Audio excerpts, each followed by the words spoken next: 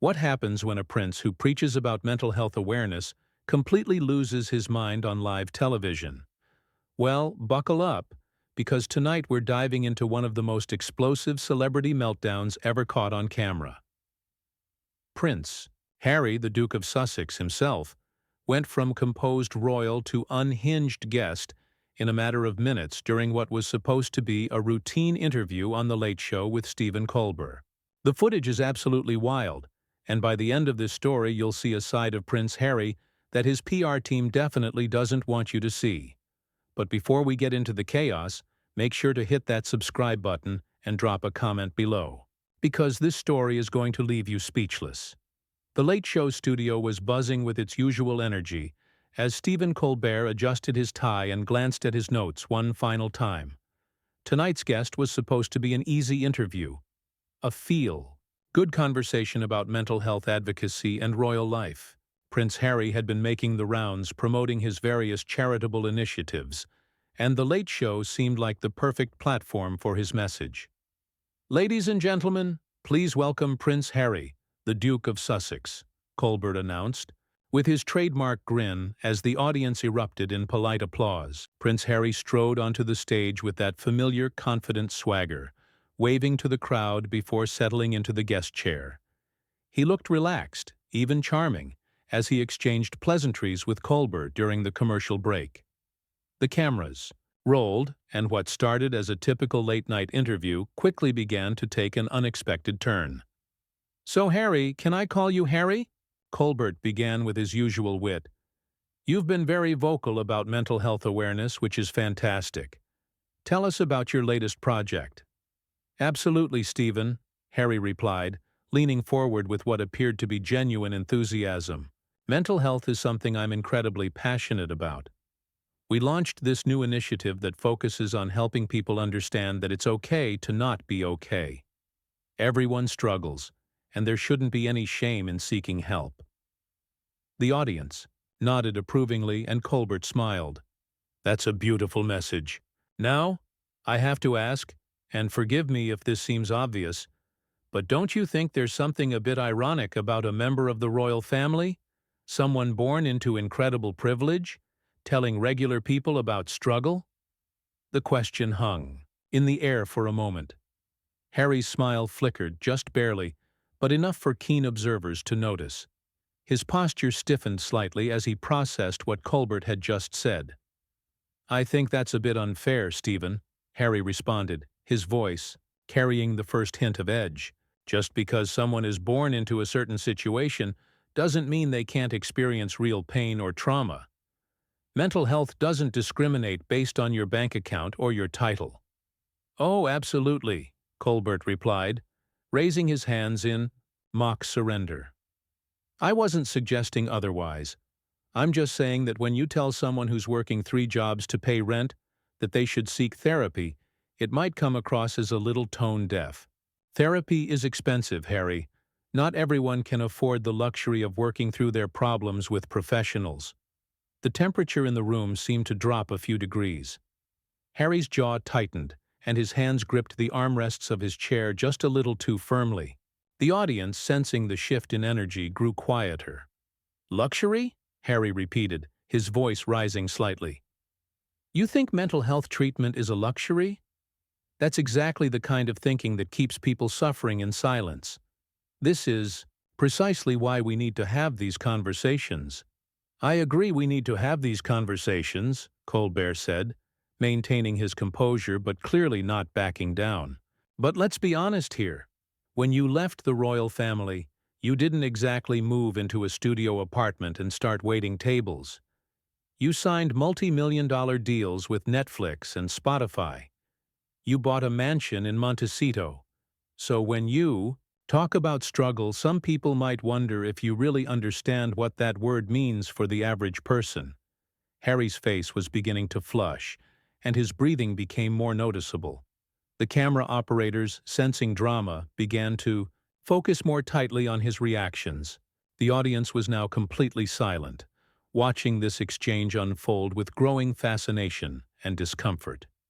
"You know what, Stephen?" Harry said, his voice now carrying a sharp edge that cut through the studio atmosphere. "I've been shot at. I've been in combat zones. I've watched friends die. I lost my mother when I was 12 years old, and the whole world watched me grieve. So don't you dare sit there and minimize my experiences just because I have money now." The raw emotion in Harry's voice was palpable, but instead of generating sympathy, it seemed to fuel Colbert's journalistic instincts. This was no longer a promotional interview. This was something much more interesting. "Harry, I'm not minimizing your military service or the loss of your mother," Colbert replied carefully. "Those are genuine traumas, and I have nothing but respect for what you've been through. But you have to understand how it looks when someone with your resources talks about mental health as if it's just a matter of changing your perspective or seeking help. For millions of people, the barriers to mental health care are very real and very financial." "Barriers, barriers, barriers," Harry snapped, his composure beginning to crack in a way that was becoming impossible to ignore. "That's all I ever hear? Excuses about why people can't get help instead of solutions for how they can. Maybe if people spent less time complaining about barriers and more time finding ways around them, they'd be better off." The audience shifted uncomfortably. This was not the compassionate mental health advocate they had expected to see. Colbert's eyebrows raised slightly, clearly surprised by the direction Harry had taken the conversation. "So your advice to someone who can't afford therapy is to stop complaining and find a way around not having money?" Colbert asked, his tone now carrying a sharper edge of its own. Harry paused, seeming to realize that his words hadn't come out the way he intended. But instead of backing down or clarifying, he doubled down with the kind of stubborn determination that was about to make this interview legendary for all the wrong reasons. "You know what, Stephen?" Harry said, his face now visibly red as he leaned forward aggressively in his chair. "Yes, that's exactly what I'm saying. People need to take responsibility for their own mental health instead of sitting around waiting for someone else to fix their problems. I didn't have anyone holding my hand through my darkest moments. I figured it out, and so can everyone else." The studio audience was now completely silent, with several people exchanging shocked glances. Even the camera crew seemed stunned by what they were witnessing. This was not the media-trained royal they were used to seeing. Colbert, to his credit, maintained his professional demeanor despite the increasingly hostile atmosphere. "Harry, with all due respect, you had access to the best therapists money could buy. You had family support. You had resources that most people couldn't even dream of. How is that figuring it out on your own? Family support?" Harry's voice cracked with bitter laughter. "Family support? Are you joking right now? My family threw me to the wolves. They hung me out to dry while protecting my brother and father. I had to fight for every scrap of understanding I got from them. So don't tell me about family support, because I know what it's like to be abandoned by the people who are supposed to love you unconditionally." The raw pain in Harry's voice was unmistakable, but instead of creating sympathy, it was becoming increasingly uncomfortable to watch. His hands were now shaking slightly, and his breathing had become rapid and shallow. "I understand you had conflicts with your family," Colbert said gently, clearly trying to de-escalate the situation. "But Harry, you're talking to an audience full of people who work multiple jobs, who choose between paying for groceries or paying for health care, who don't have the option of moving to California and starting fresh with millions in the bank. Can you see how your message might not resonate with them?" "Oh, so now it's my fault that I was born into the royal family?" Harry shot back, his voice rising to a level that was making everyone in the studio visibly uncomfortable. "Should I apologize for my circumstances? Should I pretend that my pain doesn't matter because I have money? That's not mental health awareness, Stephen. That's discrimination based on class, and frankly, I expected better from you." The accusation of discrimination seemed to strike a nerve with Colbert, whose own demeanor began to shift. His trademark smile faded, and his journalist instincts kicked into high gear. "Harry, I'm not discriminating against you because of your class. I'm asking you to acknowledge that your experience with mental health treatment is fundamentally different from that of most people. When you tell someone to just go get help and they can't afford it, what exactly are they supposed to do with that advice? There are free resources, Harry insisted, his voice now reaching a pitch that was almost shrill. Community centers, online support groups, self-help books. People act like therapy is the only option, but it's not. I've done my research, Stephen. I've put in the work to understand these issues. Your research? Colbert repeated, his tone now carrying a note of incredulity.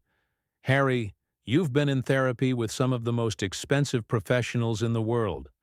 You've had personal coaches, spiritual advisors, and access to treatments that cost more per session than most people make in a month. Are you seriously suggesting that someone should just read a self-help book instead? Harry's face contorted with rage, and for a moment, it looked like he might actually stand up and walk off the set. His hands gripped the armrest so tightly that his knuckles were white, and a vein was visibly pulsing in his forehead. You know what your problem is, Stephen? Harry snarled, pointing his finger directly at the host. You're so obsessed with tearing down anyone who's trying to make a difference that you can't see past your own cynicism. I'm out here trying to save lives, trying to help people, and all you want to do is attack me because I was born into a different situation than some of your viewers. I'm not attacking you, Harry, Colbert replied firmly, his own patience clearly wearing thin. I'm asking you to be honest about the reality of mental health care accessibility. You can help people without pretending that your experience is universal. Pretending? Harry's voice cracked again, but this time it was with fury rather than pain. Pretending? I've been more honest about my struggles than any member of my family has ever been about anything.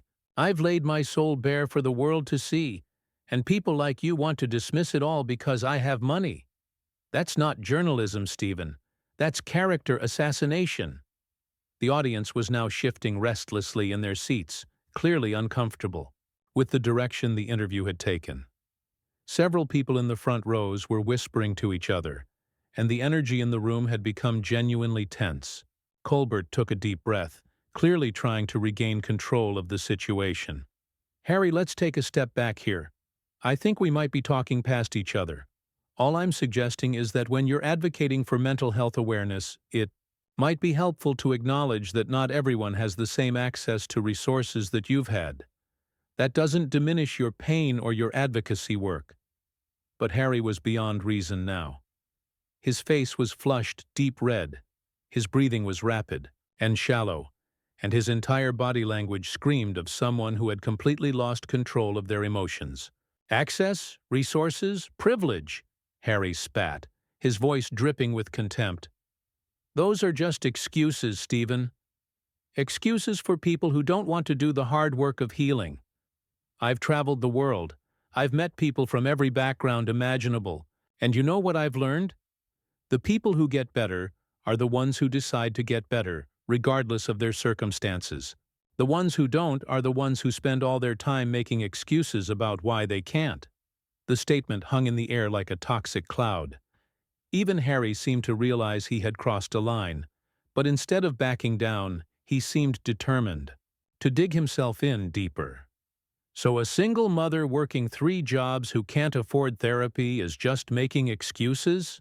Colbert asked, his voice now carrying a steel edge that his regular viewers rarely heard. If she really wanted help, she'd find a way to get it, Harry replied defiantly, his chin jutting out with aristocratic arrogance. There's always a way if you're willing to look hard enough and work hard enough, but it's easier to complain about the system than it is to beat the system. The audience was now openly murmuring with disapproval, and Colbert's expression had shifted from professional journalist to barely contained outrage. The interview had crossed from uncomfortable into genuinely disturbing territory, and everyone in the studio could feel that something explosive was about to happen. The studio fell into an eerie silence as Harry's words echoed through the space. You could practically feel the collective shock of the audience as they processed what they had just heard from someone who had built his entire public persona around compassion and understanding. Colbert stared at Harry for a long moment, his expression a mixture of disbelief and barely controlled anger.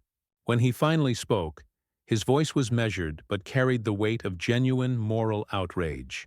"Harry, I need you to listen to yourself right now," Colbert said slowly, each word deliberate and precise. "You just told a national television audience that people struggling with mental health issues who can't afford treatment are simply not trying hard enough. Do you understand how dangerous that message is? Do you realize that someone watching this might be on the edge, and your words could push them over?" Harry's face twisted into a sneer that was shocking in its ugliness. Gone was any pretense of royal dignity or charitable compassion. What remained was pure, entitled rage. "Don't you dare try to manipulate me with hypothetical scenarios," Harry snarled, jabbing his finger at Colbert again. "I've done more for mental health awareness than you ever will. I've saved actual lives, Stephen. Real people, not your imaginary viewers who apparently can't figure out how to help themselves." "Imaginary viewers?" Colbert's voice rose for the first time, his professional composure finally cracking. "Harry, these are real people with real problems. They work in hospitals, they teach children, they serve in the military. They keep this country running while struggling to pay their bills. And you just called them lazy." "I didn't call them lazy," Harry shot back, but his voice lacked conviction. "I said they need to take responsibility for their own healing instead of expecting society to coddle them." "That's the same thing, and you know it," Colbert replied, leaning forward in his chair. "Harry, I've interviewed presidents, world leaders, celebrities, and activists. I've seen ego, I've seen arrogance, I've seen people lose their temper. But I have never, in my entire career, seen someone who claims to advocate for mental health show such complete disdain for people who are actually struggling with it." Harry's breathing became even more labored, and sweat was now visibly beading on his forehead despite the studio's air conditioning. His hands were trembling as he gripped the chair, and his eyes had taken on a wild, almost manic quality. "Disdain." Harry's voice cracked as it rose to nearly a shout. "I have dedicated my life to helping people. I left everything behind, my family, my country, my inheritance, to build a platform for mental health awareness. And people like you want to tear me down because I refuse to enable victim mentality." "You left behind your inheritance?" Colbert asked incredulously. "Harry, you signed deals worth over $100 million. You live in a $16 million mansion. What exactly did you sacrifice here?" The question seemed to break something fundamental inside Harry. His face went from red to almost purple, and when he spoke, his voice was a raw shriek that made several audience members visibly recoil. "Everything!" Harry screamed, spittle flying from his mouth.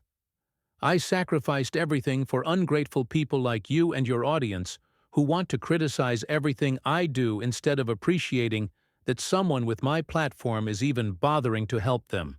The audience gasped audibly at the naked contempt in Harry's voice. Several people in the front rows looked genuinely frightened by the intensity of his outburst. Colbert sat back in his chair, clearly stunned by what he was witnessing. "Harry, do you hear yourself right now? You just said you're bothering to help people as if it's some kind of burden for you." "It is a burden," Harry shrieked, now fully unhinged. "Do you think I want to spend my time talking to people about their problems? Do you think I enjoy having to explain basic concepts about mental health to people who should already understand them? I could be doing anything with my life, Stephen. Anything. But instead, I'm here trying to help people who clearly don't want to be helped." The studio had gone completely silent except for Harry's labored breathing and the distant hum of the air conditioning. Even the camera operators seemed frozen in shock at what they were capturing. Colbert's voice, when he finally spoke, was barely above a whisper. "Harry, I think you need to stop talking right now. You're on national television, and every word you're saying is being recorded." But Harry was beyond caring about consequences. His mental health advocacy mask had completely slipped, revealing something ugly and entitled underneath. "Oh, now you're threatening me!" Harry laughed maniacally. "The great Stephen Colbert is going to use this against me? Go ahead, Stephen. Show the world that you ambushed a guest who came here in good faith to talk about helping people. Show them how you twisted my words and attacked me for trying to make a difference." "I didn't twist anything, Harry," Colbert replied firmly.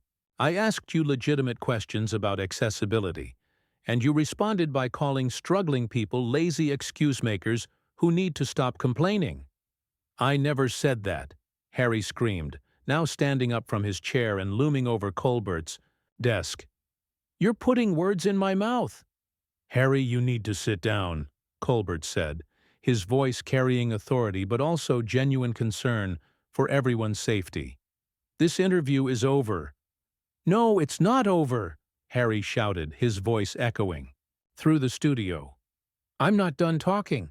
You don't get to ambush me and then dismiss me when I defend myself." Security personnel began moving toward the stage as Harry's behavior became increasingly erratic.